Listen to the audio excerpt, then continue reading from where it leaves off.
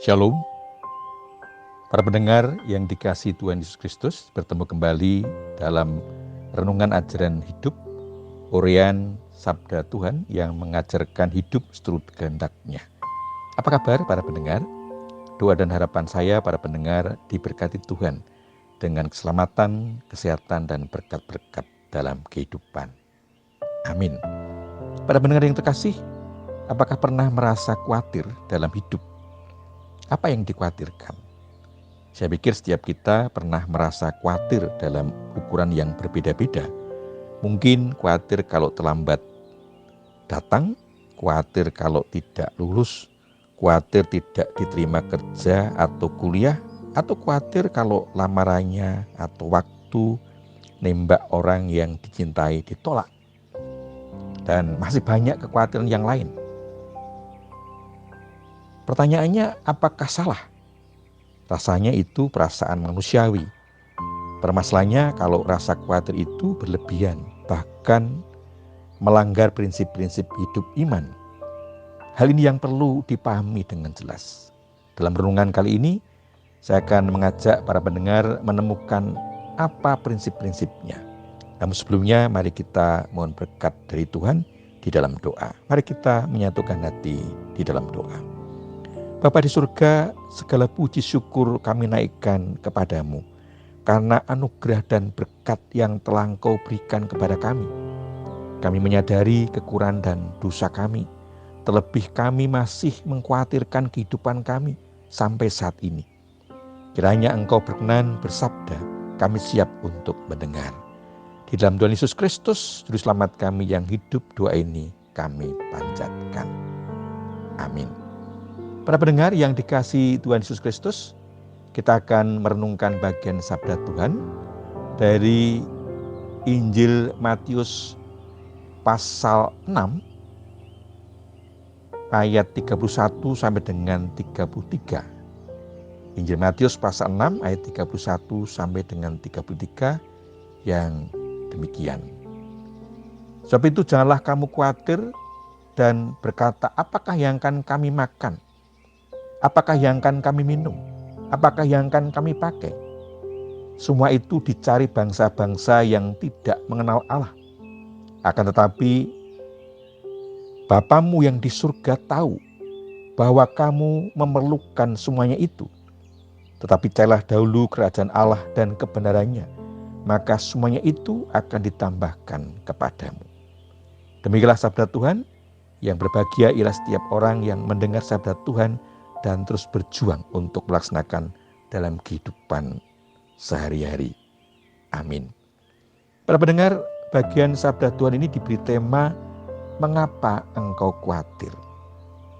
Mengapa engkau khawatir? Tema ini bagi sebagian besar orang biasa saja. Tapi mengapa harus muncul menjadi percakapan yang serius? Apakah ada pesan khusus untuk kita semua? Bagaimana seharusnya kita bersikap terhadap hal-hal yang membuat kita merasa khawatir?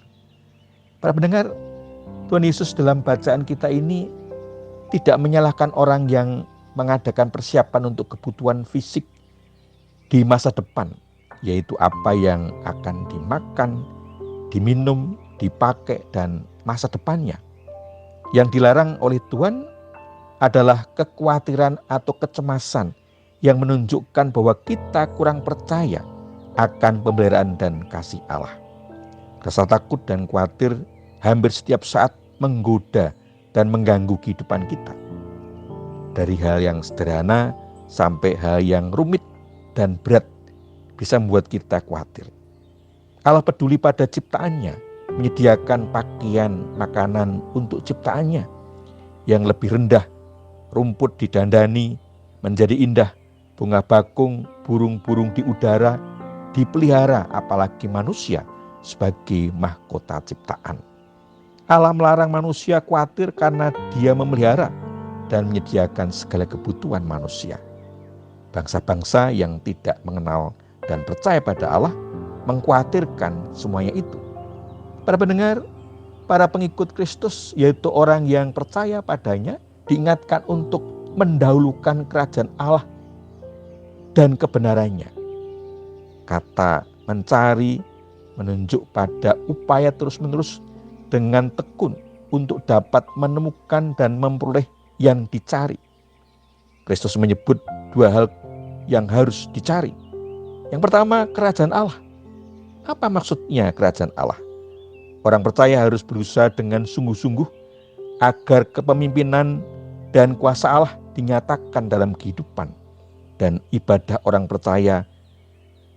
Orang percaya terus harus berdoa agar kerajaan Allah hadir dalam dunia, dalam kehidupan kita dengan kuasa yang luar biasa untuk menyelamatkan orang berdosa, menghancurkan kuasa setan, menyembuhkan orang sakit, menyelamatkan dunia dari kekacauan, kehancuran, dan nama Tuhan dimuliakan. Yang kedua, kebenarannya. Maksudnya Roh Kudus memimpin orang percaya untuk mentaati perintah Kristus sehingga memiliki kebenaran Kristus, tetapi terpisah dari dunia dan menunjukkan kasih Kristus terhadap semua orang. Artinya kehendak Kristus dinyatakan dalam kehidupan orang percaya, maka Allah akan memberikan apa yang perlu untuk kehidupan jasmani orang percaya. Para pendengar, memang kita tidak memungkiri bahwa sering mengkhawatirkan akan kebutuhan hidup. Ya makan, ya minum, pakaian, dan masa depan. Rasanya sulit dipisahkan dari kehidupan sehari-hari. Tapi firman Tuhan kali ini menegaskan kepada kita agar kita tidak perlu lagi mengkhawatirkan karena Allah memelihara kehidupan kita. Dalam kehidupan kita ada hal yang harus lebih diutamakan, yaitu mencari kerajaan Allah dan kebenarannya. Karena kalau itu kita lakukan, maka semua kebutuhan hidup kita akan ditambahkan, akan diberikan. Bagaimana caranya agar kita bisa lebih mengutamakan mencari kerajaan Allah dan kebenarannya? Yang pertama, yakinlah bahwa mencari kerajaan Allah dan kebenarannya adalah jalan utama, jalan benar. Keyakinan ini berbeda, bahkan berbeda arah dengan pandangan pada umumnya yang mengutamakan mencari dan memenuhi kebutuhan sehari-hari, baru mencari kerajaan Allah kalau masih ada waktu. Mencari kerajaan Allah dan kebenarannya bukan anti atau menolak kebutuhan hidup duniawi, tetapi mengutamakan kehendak Tuhan. Karena ketika kita mencari kerajaan Allah dan kebenarannya, kebutuhan hidup itu akan ditambahkan. Yang kedua, jalani panggilan utama dalam hidup dengan penuh keyakinan bahwa Tuhan akan memenuhi janjinya dan tidak sedikit pun membiarkan rasa khawatir menggoda dan mengganggu kehidupan kita. Teruslah berjuang, Tuhan Yesus memberkati. Amin. Mari kita menaikkan syukur kepada Tuhan di dalam doa. Bapa, kami bersyukur atas pemeliharaan dan berkat-Mu, terlebih arah hidup yang harus kami tempuh. Mampukan kami untuk mengutamakan mencari kerajaan Allah dan kebenarannya dalam kehidupan kami. Dan kami yakin Engkau pasti akan memelihara kehidupan kami. Mohon ampun atas kekurangan dan dosa kami. Hanya di dalam nama Tuhan Yesus Kristus, doa ini kami panjatkan. Amin.